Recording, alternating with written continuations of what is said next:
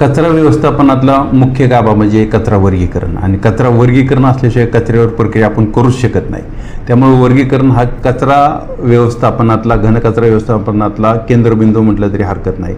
आणि त्या दृष्टीनं आम्ही सप्टेंबर-ऑक्टोबर महिन्यामध्ये जे कचऱ्या वर्गीकरणाचं प्रमाण होतं अत्यंत नगण्य, म्हणजे 5% कमी प्रमाण होतं. आणि त्यामुळे सगळा कचरा एकत्र साठला जायचा आणि त्याच्यावर प्रक्रिया करणं कठीण व्हायचं. आणि त्यामुळं तिथं प्रक्रिया शक्य नसल्यामुळं मग तिथं ढीग लागायचे, मग तिथं कचऱ्याच्या गाड्या खाली व्हायला वेळ लागायचा. सगळे एकाच जाग्यावर सगळं हा एकदम कठीण परिस्थिती निर्माण व्हायची. तर आम्ही आता कचरा वर्गीकरणावर फोकस केला आणि आता 65 ते 70% आता वर्गीकरण होत आहे.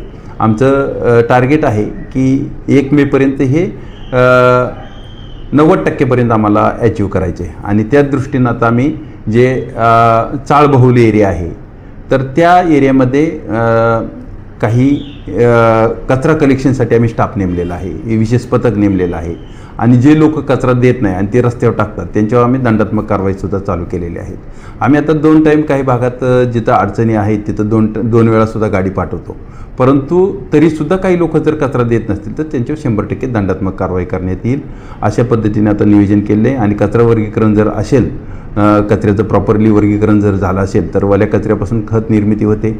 सुका कचऱ्यामधनं आपण ते वेगवेगळे घटक वेगळे काढून बाकीचा जो शिल्लक राहिलेला तो सिमेंट फॅक्टरीसाठी पाठवतो. अशा पद्धतीनं निर्माण झालेला कचरा हा शून्य पातळीवर आणण्यासाठी आपला हा प्रयत्न आहे.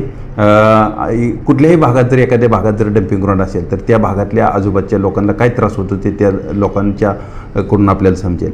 परंतु आमचं टार्गेट असं आहे की कुठल्याही शहरातील कोणत्याही भागात यापुढे डम्पिंग ग्राउंडच निर्माण होऊ न देणं हे आमचं मुख्य म्हणजे ह्या टार्गेट आहे. आणि त्या दृष्टीने ही वाटचाल आहे.